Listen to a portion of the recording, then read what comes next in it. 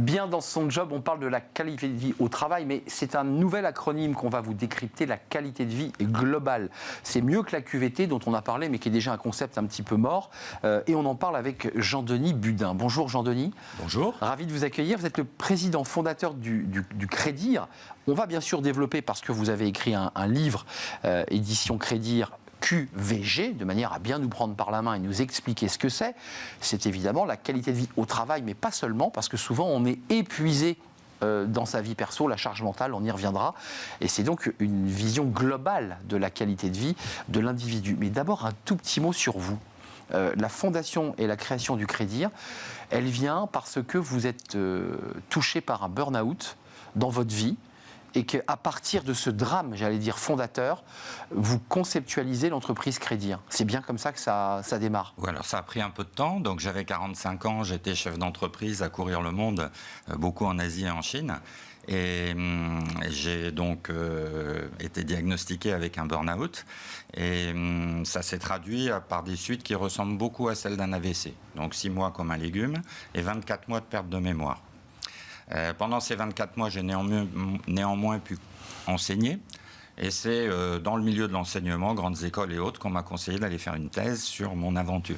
Hop, vous repartez à la fac. Voilà, et j'ai fait une thèse à Dauphine sur les hauts et les bas dans la vie des entrepreneurs, les facteurs clés de succès dans l'échec, ça s'appelle.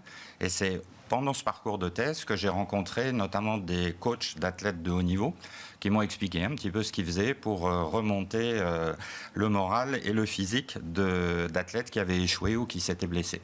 Et le Crédir, c'est là l'équivalent, par exemple, d'un établissement comme l'INSEP pour accueillir les professionnels au travail. Donc c'est les cadres, les dirigeants blessés, non pas au combat, mais au combat professionnel, et que vous allez remettre sur leurs pieds, d'abord dans le cadre de leur santé mentale, et puis peut-être les rééduquer, et on arrive là assez rapidement à la qualité de vie au travail et à la qualité de vie globale d'ailleurs. Voilà. Donc en fait, on fait des stages qui durent 3 jours. C'est un espèce de check-up avec des médecins, avec des avocats, avec toutes les expertises nécessaires pour faire un check-up global de la vie. Et on fait un gros travail de recherche avec tous les interviews que nous menons. On a 50 000 pages d'interviews et on a commencé à cartographier un peu toutes les situations. Et ce qui nous a beaucoup interpellés, c'est que vous avez 9 à 10 personnes sur 10 qui ont quelque chose qui ne va pas dans leur parcours de santé. Alors ça peut être le sommeil, ça peut être le manque d'exercice physique, le manque de suivi médical, des problèmes d'hygiène de vie catastrophiques. Donc on s'est dit, ça c'est la première chose qu'il faut mettre en place. C'est vraiment les fondations de la maison, donc la santé. Ça veut dire que quand vous les accueillez pendant ces 3 jours, d'abord ils sont volontaires, évidemment, ils veulent faire le check-up, mais en grattant un tout petit peu, en fait, 9 sur 10 ont un petit problème, voire un gros problème. Et quand vous parlez d'hygiène de vie, on voit bien qu'on est en dehors du stress professionnel. L'hygiène de vie, c'est la manière dont je mange, la manière dont je dors, la manière dont je me déplace. Tout ça, c'est l'hygiène de vie. Bien entendu. Et le point numéro 1, c'est le sommeil. La plupart des spécialistes du sommeil disent qu'il faut être couché 8 heures par nuit. Aujourd'hui, on serait à une moyenne de 6h30. Et donc, en passant aujourd'hui 3 heures par jour en moyenne sur son smartphone à des fins strictement personnelles, ces 3 heures qui n'existaient pas il y a 20 ans, on les a prises essentiellement sur 2 choses, le sommeil et la vie sociale. Et donc ça pose énormément de problèmes par rapport justement après à l'engagement au travail et puis à l'équilibre de vie global. Votre expérience personnelle fait naître le Crédir et fait aboutir à un concept, parce que les DRH, ceux qui nous regardent, entre autres, parlent beaucoup de QVT ou de QVCT, mais vous allez plus loin. Pourquoi vous avez voulu créer un nouvel acronyme? Est-ce que c'est celui-ci sur lequel il faut s'appuyer? Est-ce qu'il est plus holistique finalement? Ça, clairement, il est holistique parce qu'il y a le mot global dedans. Ce qui compte, c'est de voir les 3 composantes qu'il y a dedans. Donc la santé, comme je le disais, priorité numéro 1. Comment peut-on avoir une bonne qualité de vie au travail si on ne fait pas ce qu'il faut pour sa santé? Et donc ensuite la qualité de vie au travail avec des composantes un peu originales que l'on a analysées, et puis la qualité de vie hors travail. Récemment, on avait en stage une femme qui était en burn-out, vraiment avec un arrêt maladie très long. Sévère donc? Sévère. Et quand on analyse un petit peu, pas de problème avec son chef, une entreprise saine, pas de soucis et tout. Ça fait 10 ans qu'elle n'a pas pris de vacances parce qu'elle a une maman qui a la maladie d'Alzheimer qui lui a dit il y a une quinzaine d'années, jamais tu ne me mettras dans un EHPAD. Eh bien, elle a pété un câble au boulot. Mais globalement, parce que c'est trop surinvesti avec sa mère. Voilà, tout Donc, à fait. ce qui est très intéressant là, c'est on voit bien la difficulté parfois, et ça c'est une difficulté pour les RH, de se dire mais en fait on sait que c'est pas un problème de la boîte. La boîte accueille bien, elle fait tout globalement pour que le bien-être ou que la qualité de vie se fasse bien. Est-ce que le DRH peut aller jusque là? Parce que ça a été le débat du Covid. Quand on était en télétravail, les RH disaient mais moi je peux pas rentrer dans la vie personnelle de celui qui est en télétravail. Vous dites il faut comment on fait pour ne pas heurter tout en accompagnant? C'est subtil.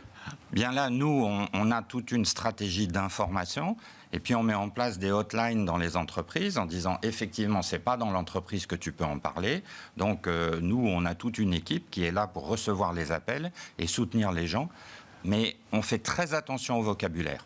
On ne parle pas de vie privée, vie professionnelle. Tout est mélangé. Ben oui, de fait. Et c'est pour ça que le concept de qualité de vie au travail et qualité de vie hors travail convient relativement bien, parce qu'on n'est pas là à s'appeler avec des noms bizarres, parce qu'on se dit, t'es dans le privé. Non, tout est mélangé. Mais juste une question personnelle, parce que tout ça est le fruit de l'accident de vie que vous avez eu.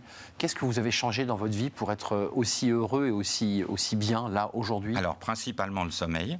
C'est-à-dire que moi, je m'étais complètement déréglé le sommeil par les décalages horaires et par l'illusion que quand je ne dormais pas, je pouvais travailler plus. Donc j'étais à 80-90 heures par semaine et je n'avais aucune éducation à la santé.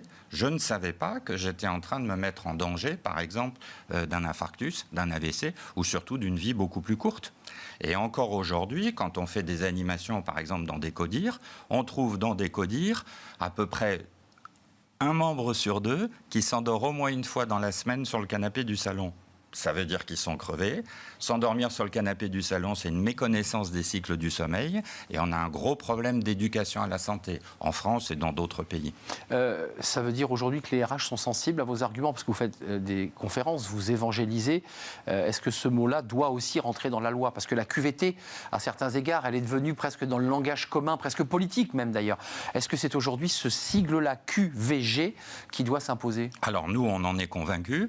Aujourd'hui, que ce soit avec des inspecteurs du travail, des médecins du travail, j'ai fait des conférences dans des congrès syndicaux ou autres, ça passe. Mais il y a encore quelques petits blocages, je pense qu'il faudra quelques années, parce que effectivement, on a eu trop tendance à dire burn-out égale épuisement professionnel égale problème dans l'entreprise. Exact. Et c'est assez marrant. Bah oui. C'est assez marrant parce qu'en fait, le burn-out, c'est une goutte d'eau qui fait déborder un vase plein de choses. Et en fait, on s'est trompé. Parce qu'on voit le débordement souvent dans l'entreprise, parce que c'est là qu'on y passe le plus de temps. Ça culpabilise l'entreprise d'ailleurs. Voilà, ça culpabilise l'entreprise, mais ce débordement, il peut arriver dans n'importe quelle situation, à la maison, au boulot, mais comme on passe beaucoup plus de temps au boulot... Ça déborde dans l'entreprise. On le voit dans l'entreprise. Ça, c'est passionnant. C'est un concept passionnant. Merci d'être venu nous éclairer, Jean-Denis Budin, de nous faire partager aussi ce que vous avez traversé et la manière dont finalement vous vous êtes reconstruit, avez retrouvé la joie et le sommeil, j'imagine. Tout à fait. C'est ça le sujet. QVG égale santé, plus hashtag QVT, plus hashtag QVHT. Vous aurez bien compris le concept à travers l'échange passionnant qu'on vient d'avoir. Les éditions du Crédit, votre entreprise, vous en êtes le fondateur. Merci de nous avoir rendu visite.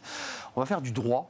Smart et réglo, c'est important. Le droit aussi pour encadrer et évidemment les clauses de non-concurrence et la concurrence. On en parle tout de suite avec une avocate.